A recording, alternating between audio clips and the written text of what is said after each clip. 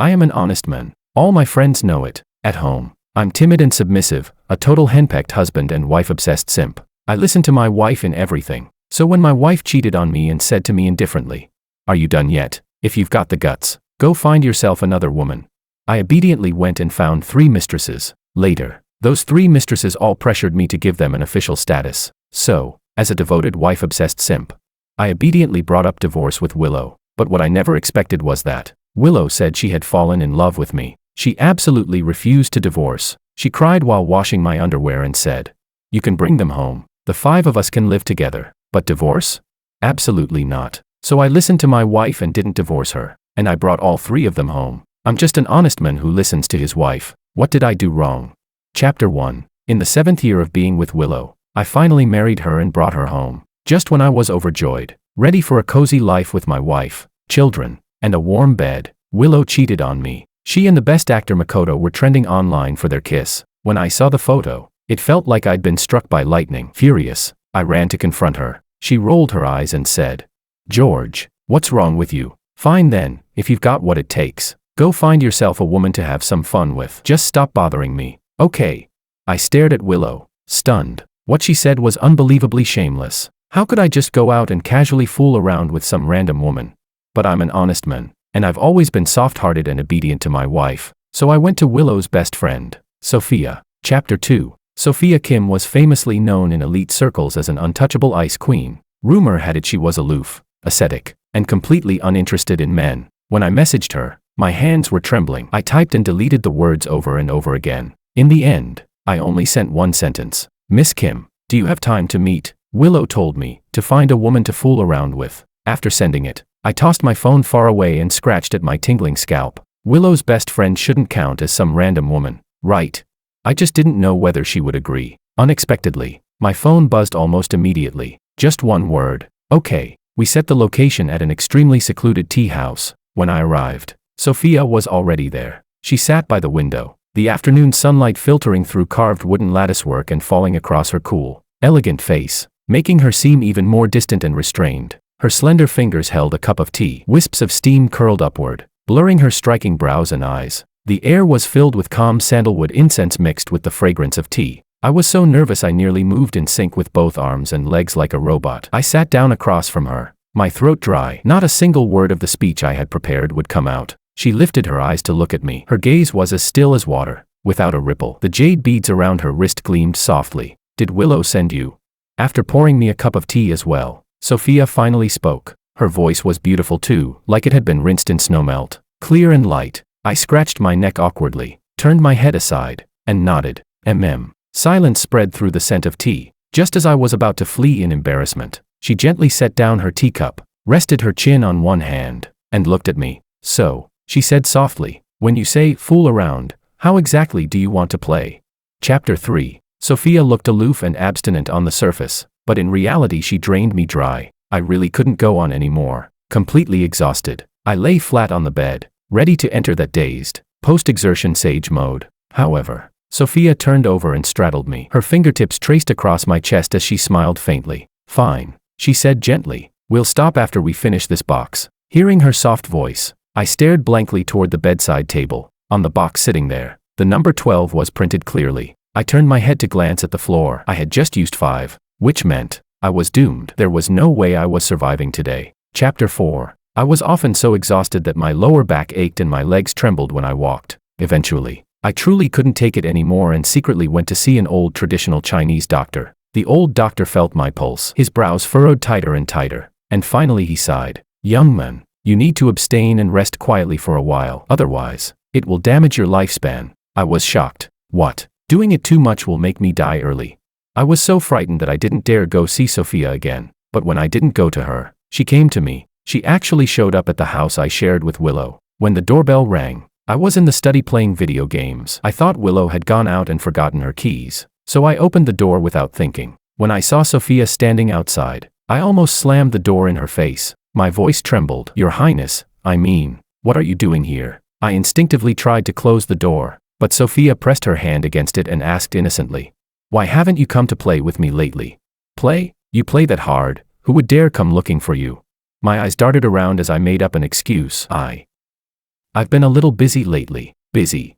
Sophia Kim raised an eyebrow slightly and leaned closer to me. A sweet citrus scent mixed with something subtly seductive drifted from her. She let out a soft hum. So busy you don't even have time to answer your phone.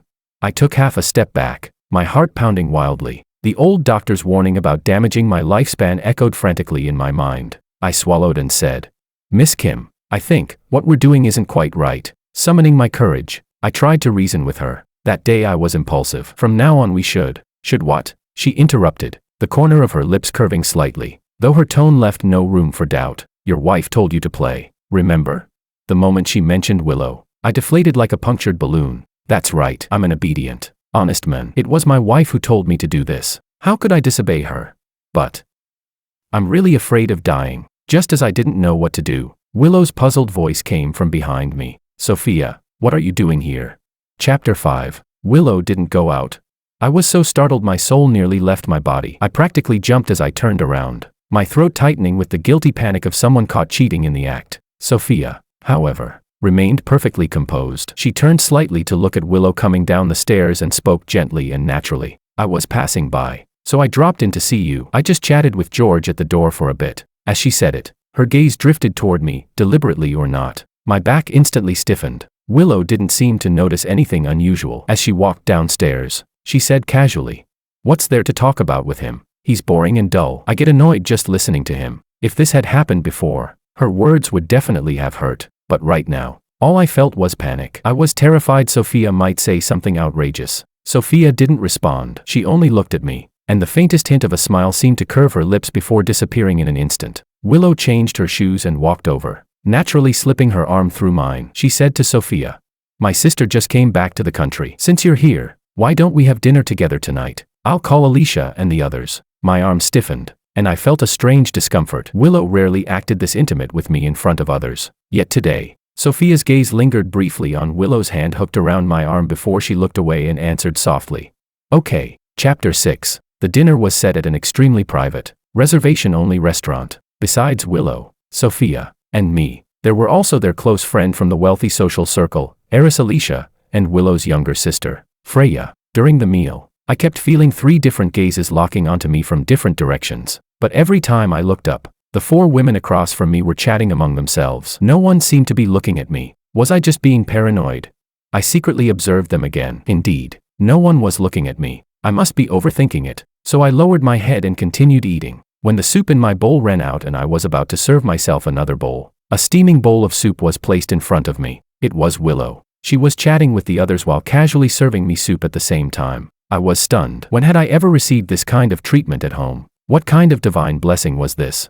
I immediately said gratefully, Thank you, honey. My voice wasn't loud. Only Willow, who sat next to me, should have been able to hear it. But the other 3 women at the table also stopped talking and turned to look at me in unison. The way they looked at me, it was as if I had called them honey. And their expressions were strange. There was something in their eyes, like wolves spotting prey. I shrank slightly and lowered my head to keep eating. Willow seemed pleased that I called her that. She became even more attentive, serving me food, pouring me water. Noticing the other 3 glancing at me from time to time, Willow teased them.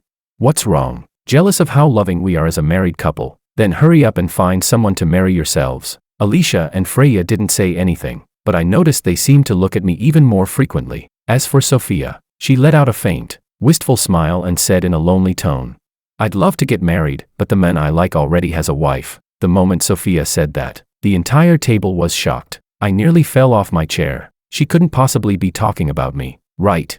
Willow recovered first. Her beautiful brows furrowed slightly, and she said with mild disdain, You're a grown man and can't even sit properly. After saying that, she looked at Sophia and teased, You really are hopelessly romantic, falling for a married man. But it doesn't matter if his wife disagrees, as long as he agrees. Isn't that enough? Willow nudged Sophia with her elbow encouragingly. I'm telling you, as long as you swing the hoe hard enough, there's no corner you can't dig into. There's no marriage that can't be broken, only a mistress who doesn't try hard enough. At Willow's words, Sophia gave her a meaningful look and nodded. You're right, Willow. Alicia and Freya also nodded thoughtfully in agreement. Then they affectionately pulled Willow closer, praising her outfit and manicure. Willow happily recommended the brands to them and even showed off to me, saying this was the kind of intimacy only girls could understand. I forced a smile and didn't dare speak, because under the table, 3 long legs were brushing against me. Chapter 7. When the meal was almost over, Willow went to the restroom. I let out a sigh of relief and immediately looked down under the table. Under the table, the 3 women's 6 legs were all perfectly well behaved. A huge question mark formed in my mind. Was I being paranoid again? But that sensation earlier had felt so real, it didn't seem like my imagination. Just as my thoughts were spiraling everywhere, Sophia suddenly picked up a chopstick full of stir-fried chives and placed it into my bowl. "Eat," she said lightly. "I noticed you kept reaching for this earlier." Sophia's single sentence instantly drew Alicia and Freya's attention. Their gazes swept back and forth between me and Sophia. Cold sweat broke out on my back. I thought they had noticed something. Before I could react, Alicia was the first to move. She placed a piece of fish into my bowl and smiled. "You picked at this squirrel-shaped mandarin fish 6 times just now. You must really like it." I stared at her in confusion. Wait, how did she even know how many times I had taken the fish? Before I could process it, Freya set a small plate in front of me. On it was a crab she had meticulously shelled, the meat neatly arranged. "Have mine," she said sweetly. "If it tastes good, I'll peel all the crab for you from now on." She smiled innocently, almost adorably. I was speechless. What the hell was going on? I truly had the sinking feeling that I had just fallen straight into a trap. Chapter 8. It was like the 3 of them were competing to put food on my plate. I didn't have a single second where my bowl was empty. Later, I really couldn't eat another bite. On top of that, Willow had been in the restroom for a long time, and I was worried she might have fallen into the toilet. So I ran out to look for her. Once I stepped out of the private room, I felt much lighter. I walked down the corridor searching for Willow. When I saw her on the terrace, along with her smudged lipstick, my world collapsed. How intense would a kiss have to be to smear lipstick like that? My voice trembled as I demanded, "Willow, why are you treating me like this? I listen to you in everything, yet you betray me. The better I treat you, the less you appreciate it. I love my wife. I always put her first." I couldn't understand what I had done wrong. Was I still not obedient enough? Seeing how angry I was, Willow instinctively stepped toward me as if to explain, but for some reason, she stopped halfway. The panic on her face shifted into impatience. "It's not what you think. And didn't I tell you not to bother me? If you're bored, go find more people to fool around with." With that, she turned and walked away. I followed behind her humbly. Honey. If I listen to you, will you love me?" "Yes," Willow replied without turning around. She left me standing there, staring blankly at her retreating figure. So it really was because I hadn't been obedient enough that she cheated. As I walked back in a daze, a door beside me suddenly opened. Someone grabbed me and pulled me into a pitch-black storage room. My alarm bells went off. I reached out instinctively and grabbed at the person. The soft touch made me freeze for a moment. The next second, "George, it's me." Alicia's voice came from the darkness. When you can't see, your hearing sharpens. Recognizing her voice, I hurriedly let go. Her tone was soft and alluring, sending a tingling sensation through my ears. I couldn't help recalling Willow's words. She had told me to find more people to play with. I'm an honest man. I listened to my wife. So with a trace of helplessness, I asked Alicia, "Can you play with me?" Her voice trembled. "Do you even know what you're saying?" "Yes." I took a breath. When she didn't respond immediately, I started to retreat. "It's okay if you don't want to. I'll go find. I'm willing." Before I could finish, Alicia kissed me. The kiss was fierce and wild. I gradually deepened it in return. But just as things were about to go further, I stopped. "This is bad." Alicia's body was burning hot. Her voice sounded thick and breathy. "What's wrong?" I nearly burst into tears. "I didn't bring protection." She let out a soft laugh and leaned closer. "But stopping like this must be uncomfortable for you, right?" Of course it was. The arrow was already on the string. How could anyone endure stopping now? The next second, she knelt down. My breath hitched. And in that dizzying moment, a song seemed to echo in my ears. "Love is like a hungry wolf. Its mouth deceptively sweet. If you draw near just to play, its fangs will soon reveal." She dims the evening light. Shadows veil her shoulders. Sparks intertwine and flare. Desire thick in the air. A heart once cut and scarred cannot endure more change. Yet with her fingertips, she draws electric currents. Heat begins to rise.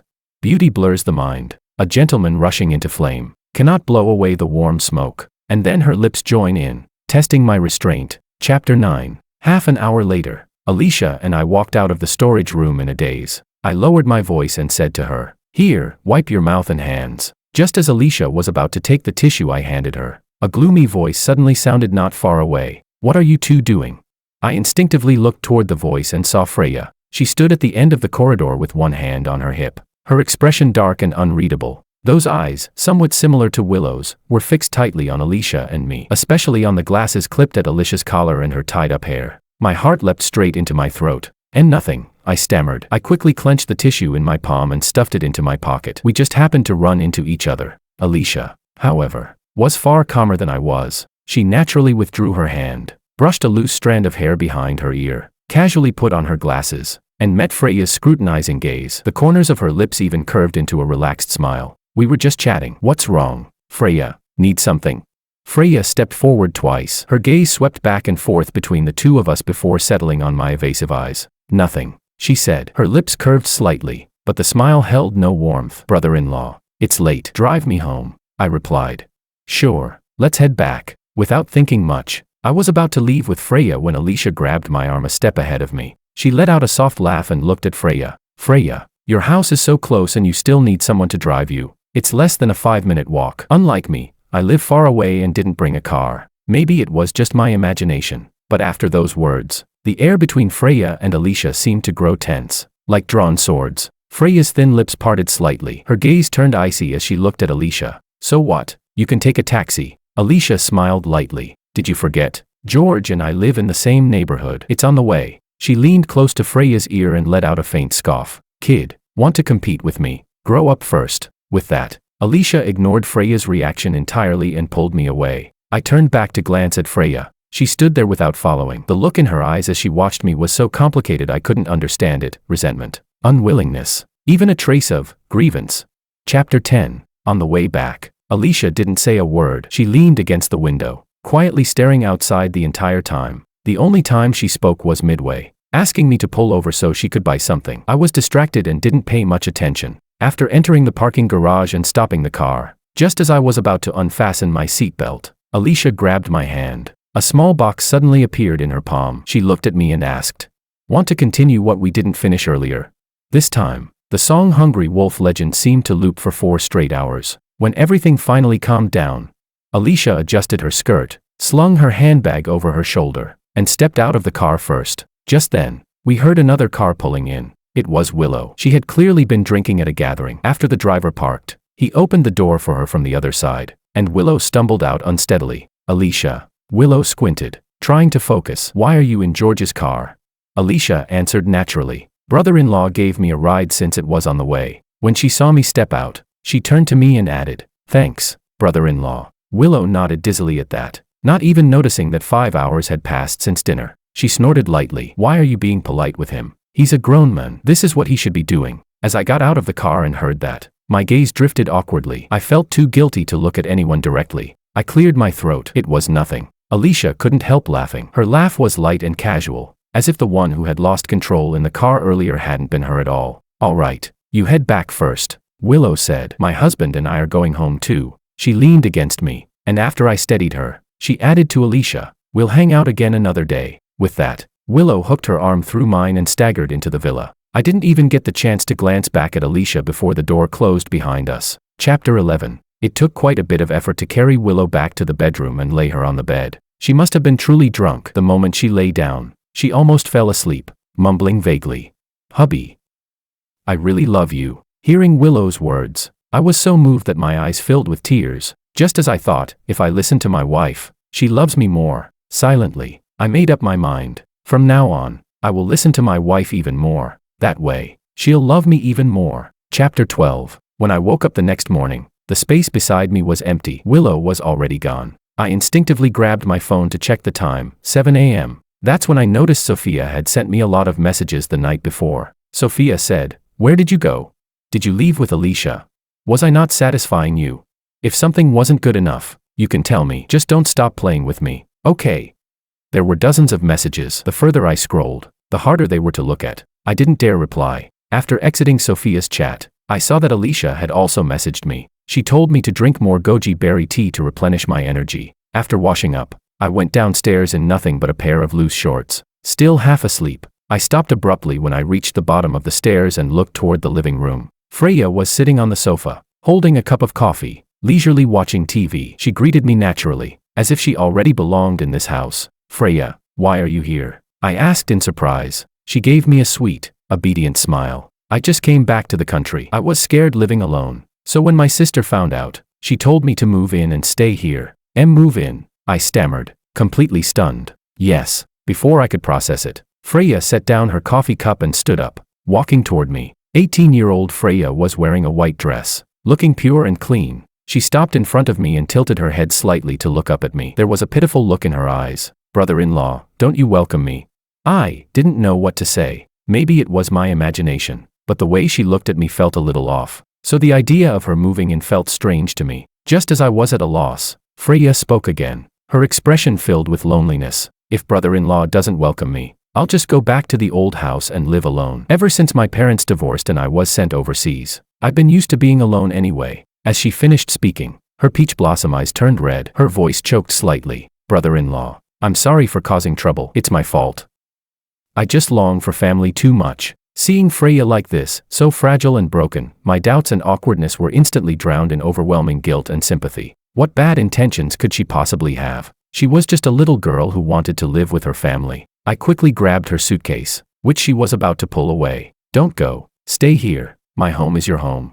"Thank you, brother-in-law." Freya immediately broke into a bright smile. Her eyes sparkled, and the trace of grievance vanished in an instant. "Brother-in-law, you're so kind." Just as we were talking, Willow hurried back inside. "What's wrong?" I asked. Willow looked anxious. As she rushed toward the bedroom, she said, "Aunt Zhang, who practically raised me, got into a car accident overseas and is hospitalized. I need to leave immediately." 2 minutes later, Willow came downstairs with her passport and documents. "Sis," Freya called out. Only then did Willow notice her, but she didn't have time to react much. She greeted her briefly and hurried out. Before leaving, she turned to me and said, "Hubby, take good care of Freya. I'll probably be back in about a month. When I return, I have something to tell you." She spoke while walking quickly out the door. Chapter 13. Just like that, only Freya and I were left at home. I kept Willow's words in mind and took good care of Freya. The first few days were fairly normal. I helped her buy furniture and daily necessities, asked whether she was adjusting well, whether the food suited her taste.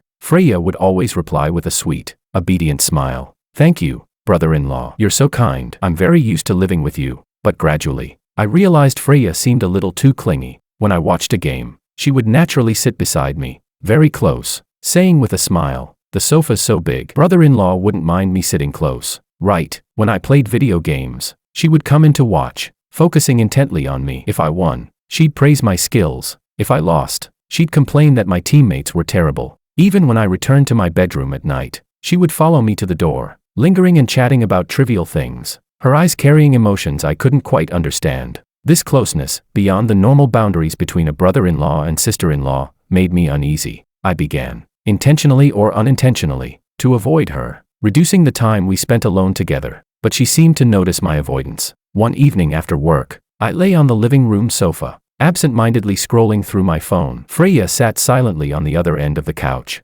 not leaning close like usual. An awkward silence filled the air. After a long while, she suddenly spoke in a low voice, tinged with faint grievance and self-mockery. "Brother-in-law, do you also think I'm unnecessary, annoying?" I froze and quickly denied it. "Of course not, Freya. Don't think like that. I know," she said softly, lowering her head. "After my parents divorced, I was sent overseas, like a ball being kicked around. My sister was busy with her studies and didn't have time for me. Now that I'm back and insisting on living here, I really am causing trouble for you and my sister." She looked up at me, her eyes slightly red, like an abandoned kitten. "I just really wanted a home. All those years abroad, alone in that empty house, I was so scared. Now that I'm finally back, and I see how kind you are to me, I couldn't help wanting to get a little closer. I'm sorry. I crossed boundaries and made you uncomfortable." Her words stirred deep pity in me. So that was what hid behind her clingy behavior, such deep insecurity and longing for family. I felt ashamed of my earlier suspicions. What fault did she have? She was just a child deprived of affection, longing for warmth. Willow had told me to take good care of her. How could I distance myself because of my own doubts?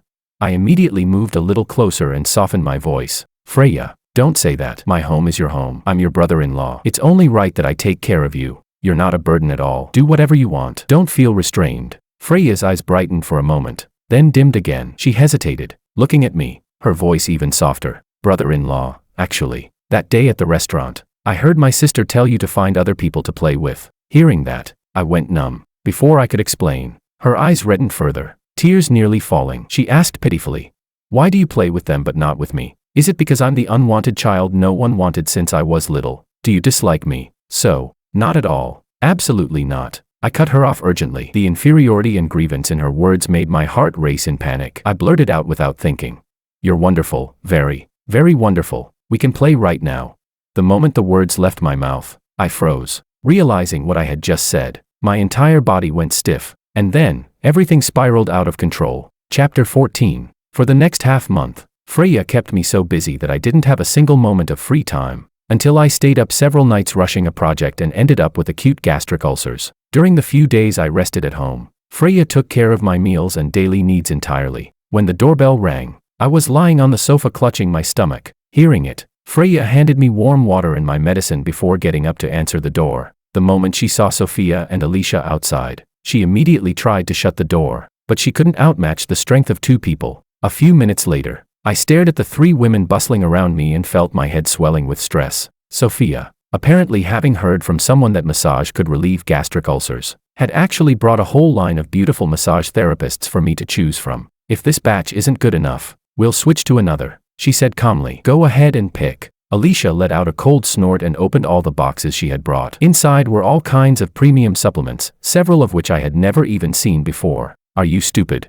She scoffed. What's massage going to do for a gastric ulcer? He needs nourishment. As she spoke, she opened a bottle of supplements and was about to feed me directly. Sophia didn't even lift her eyelids. She picked up an egg and declared she was going to roll it over my stomach. Unlike Miss Alicia over there, she said lazily, who shows up feeding goji berries and ginseng soup at a time like this? Why don't you stop him from eating Viagra like it's candy? Chapter 15. The tension between Sophia and Alicia ignited instantly. Freya, left standing to the side, watched the two women who had barged into the house. Her expression darkened. She suddenly turned and went into the kitchen. A moment later, she returned with a bowl of millet and pumpkin porridge. Brother-in-law, eat this. Mine is hot. She squeezed between Sophia and Alicia, her gaze openly provocative as she looked at them. There's everything we need at home. No need for outsiders to trouble themselves. Outsiders? Alicia let out a scoffing laugh, crossing her arms as she looked at Freya. Kid, are you even an adult yet? Trying to take care of someone? Sophia spoke lightly, her fingers rolling the jade beads around her wrist. Freya, come to think of it, your sister and I are best friends, so you should call me sister too. George is your brother-in-law, so how am I an outsider? I was speechless. What kind of twisted logic was that? Freya refused to back down. My sister isn't home. Taking care of brother-in-law is my responsibility. You two showing up uninvited like this, isn't that inappropriate? The three of them formed a triangle in the living room, their gazes clashing like lightning. I stood trapped in the middle, my stomach aching and my scalp tingling from the situation. Could it be they all knew about my relationship with each of them? Just then, my phone rang, a video call from Willow. My hand shook, and I almost spilled the porridge. On the screen, the word wife was clearly displayed. The three pairs of eyes instantly locked onto my phone. Are you answering? Sophia asked calmly. How could I possibly dare to answer? Flustered, I tried to decline the call, but in my panic, I accidentally swiped to accept. Willow's face appeared on the screen. The background looked like a hospital. Hubby, what are you doing? She paused mid-sentence, frowning. Why do you look like that? Why is your face so pale? Are you not feeling well? My heart pounded wildly. I forced out a smile. And no, just a bit of stomach pain. Stomach pain, that old problem again. Did you eat something bad? At that moment, Sophia suddenly coughed. Willow stopped speaking. After 3 seconds of silence, she asked, why do I hear a woman's voice? Who's next to you? My entire body stiffened. I instinctively looked at Sophia. She looked perfectly calm. Not a trace of guilt on her face, if anything. She seemed expectant. I was speechless. She did that on purpose. Seeing Sophia act like that, Alicia instantly caught on and was about to make a sound as well, only for Sophia to clamp a hand over her mouth. But the commotion only made things more suspicious. Willow's gaze sharpened. She stared at my slightly panicked expression. Hubby, where are you? Alicia struggled to speak, but Sophia firmly covered her mouth first. Just as my brain felt like it was overheating trying to think of an excuse, Freya suddenly leaned into the camera, blocking everything behind her. She wore a sweet, obedient smile. Sis, I've had a bit of a cold lately. I just coughed twice. Hearing that, Willow's expression softened slightly, though her brows were still knitted. Oh, I see. Then take care of yourself. Don't pass it to your brother-in-law. I'll be back in a few days. It seemed like she wanted to say more, but suddenly, a man's laughter sounded from the other side of the screen. Willow. I recognized that voice instantly. Makoto. They were together right now. The realization struck me like lightning. Why? When I've listened to my wife in everything, does she still treat me like this? On the screen, After hearing that voice, Willow's eyes subconsciously shifted away from me. She seemed to see something. Her expression turned cold in an instant. She didn't even look back at me again. I have something to handle here, hubby. Get some rest. I'll explain when I get back. And then she hung up. Chapter 16. Staring at the ended video call, I was devastated. Sophia was the first to react. George, divorce her and marry me. I'll be a good wife. The next second, she pulled out her household registration booklet from her bag and handed it to me. Seeing how fast Sophia moved, Alicia cursed under her breath. Shameless. Good thing I came prepared. She, too, took out her household registration booklet and handed it over. Sophia looked at me. George, give me an official title. Alicia echoed at the same time.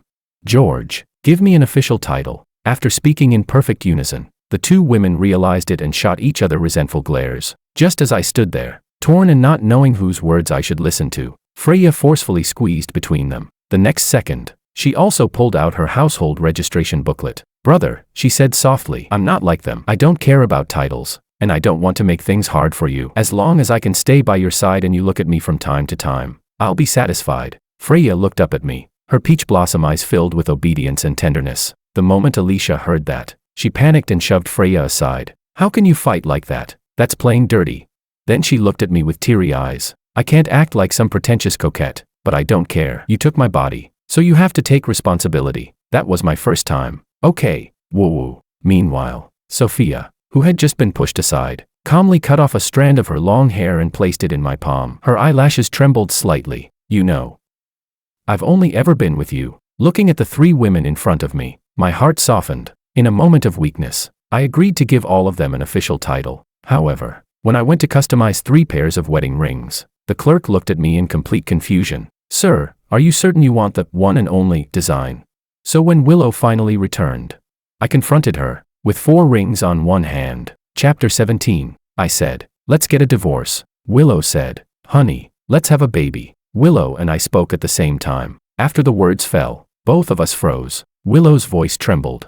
What did you just say? Her face was filled with shock. She even thought she must have misheard. I hesitated for a moment, then raised my left hand, wearing 4 wedding rings. I took off the one on my ring finger and placed it in front of Willow. I said, let's get a divorce. Impossible. Willow didn't even think about it before refusing flatly. Hearing that, I grew a little anxious and tried to persuade her. We should just divorce, then you can be with Makoto. The moment she heard Makoto's name, Willow panicked. She shrieked, there is absolutely nothing between me and him. I already wanted to explain everything to you a month ago, but things were too urgent back then. I was worried I wouldn't be able to make it clear over the phone, so I didn't explain. Willow hurriedly tried to clarify. I frowned deeply. After a few seconds of silence, I brought up the incident where they were caught kissing and it trended online. She said, what are you talking about? He hired someone to secretly take photos and used camera angles to fake it. After that, I had my dad blacklist him. Didn't you notice that the next day the trending topic disappeared, and he never showed up on screen again? That did seem to be the case, I said, but that's not right. Back then you even told me that if I had the guts, I could go find other women to fool around with. She snapped. That was said out of anger. Willow completely lost her composure and stomped her foot. I was trying to explain things to you at the time, but you immediately questioned me and didn't trust me. I got angry, so I said that. I gradually began to feel a little guilty, but I still argued stubbornly. Then what about the second time? Your lipstick was all smudged, and you told me not to bother you and to go out and find more people to have fun with. Hearing that, Willow looked even more devastated. She said, that day Makoto was making one last desperate attempt. He brought paparazzi to hide in the corner and secretly film us. He suddenly lunged at me and forcefully kissed me. When I tried to dodge him, I covered my mouth, and the lipstick rubbed onto my clothes and got smeared. And I told you back then that it wasn't what you thought. When I said, don't bother me, I meant don't talk to me about Makoto. I felt he was bad luck. As for telling you to go find more people to have fun with, I meant you should go play games with your friends, queue up together online. Don't you always call them to hang out when you're stressed? I recalled the expression on Willow's face at the time. It did seem like what she was saying now. So, had I misunderstood her?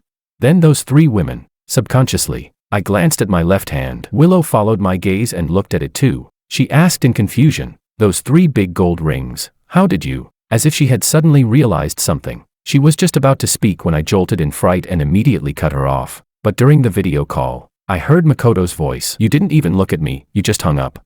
Sure enough, Willow's attention was diverted. She immediately explained. My dad had already blacklisted Makoto, but he still managed to find me. That proves someone leaked my itinerary. The only people who knew about my trip abroad were you, my sister, and a few of my close girlfriends. If Makoto showed up there, it means there's a backstabbing so-called best friend among them. That's why my face looked so bad at the time. I swear, from beginning to end, I have had absolutely nothing to do with Makoto. All I was thinking about then was finding out which so-called friend betrayed me. Willow looked at me and said, word by word, I have only ever been intimate with you. After hearing her explanation, I tremblingly raised my left hand and showed the 3 gold rings on it. Stammering, I said, but I took your words seriously. I went out and messed around with 3 women. Now they want me to give them an official status. Hearing that, Willow stared fixedly at the 3 rings on my left hand. The color drained from her face at a visible speed. Her breathing stopped for several seconds, and she staggered back a step. She said, 3.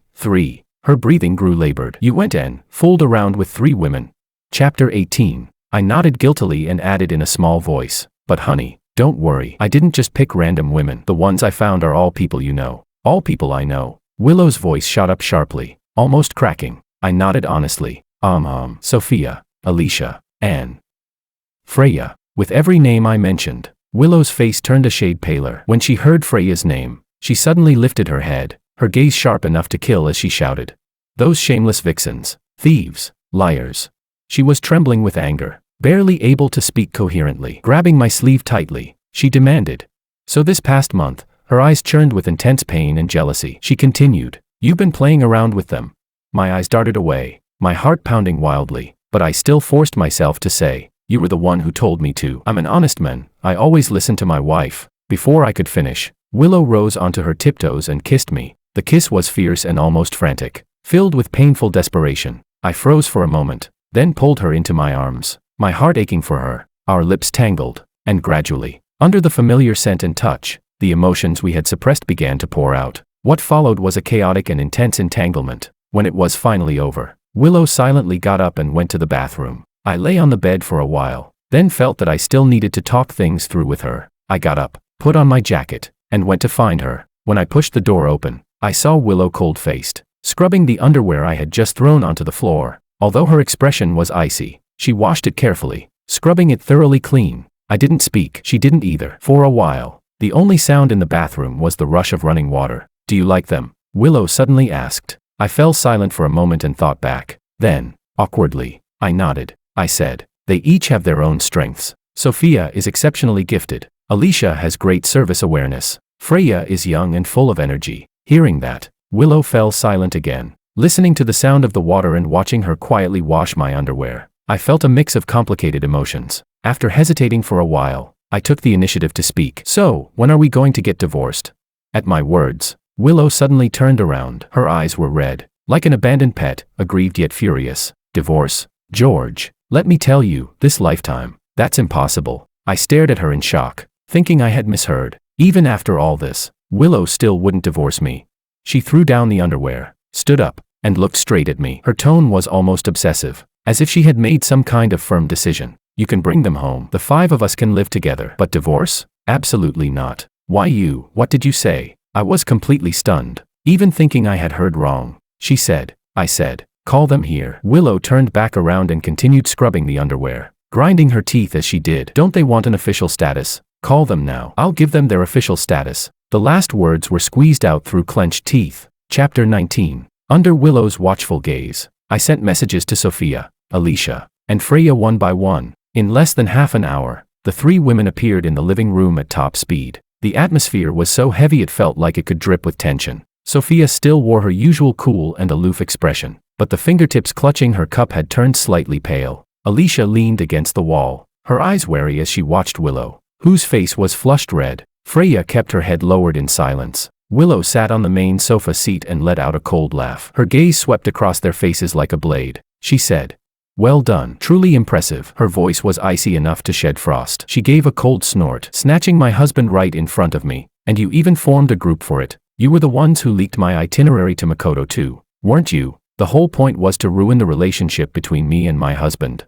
The air went silent for a moment. No one refuted her. Sophia was the first to speak. Her tone was calm but carried unquestionable seriousness. At this point, what's the point of saying all that? Anyway, I'm serious about your husband. Alicia rolled her eyes. Don't forget, you were the one who pushed him away. So don't blame me for overtaking you later. Freya timidly lifted her head, then quickly lowered it again. She said softly, "Sister, I'm sorry, but I really like my brother-in-law." "Shut up, all of you."